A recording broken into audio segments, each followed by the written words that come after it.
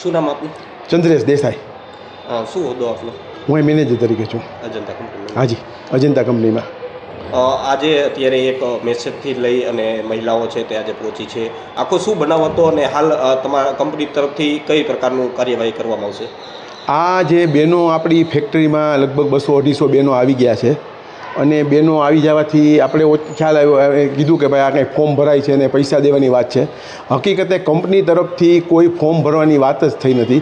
Company તરફથી કોઈ જાહેરાત થઈ જ નથી. કંપની તરફથી કોઈ મેસેજો ફર્યા જ નથી. પણ આ અફવા ક્યાંથી કેવી રીતે આવી, કેમ આવી, એ કંપનીને પણ જાણ નથી. એટલે કંપનીએ તાત્કાલિક જેવી જાણ થઈ, ખબર પડી કે આ બહેનો વધી ગયા છે, કંપનીએ તાત્કાલિક ગેટ ઉપર નોટિસ મૂકી અને જણાવી દીધું કે ભાઈ આ એક અફવા છે અને આ સોશિયલ મીડિયાના મેસેજ છે. એટલે આ કંપની સાથે કે કંપનીને આની આ ઘટના સાથે કે આ વસ્તુ સાથે કોઈ લાગુ વળગતું નથી અને નોટિસની કોપી મેં આપને રેફરન્સ માટે આપી છે. હાલ કંપની તરફથી આજે ફ્રોડ કરનાર વ્યક્તિ છે તેમના વિરુદ્ધ કાર્યવાહી કરવાની કોઈ પોલીસને જાણ કરી છે કે શું? અમે પોલીસ સ્ટેશનમાં જાણ કરવા ગયા હતા ને અત્યારે હજી મેનેજમેન્ટ સાથે મારે કોઈ ડિટેલમાં વાત નથી થઈ.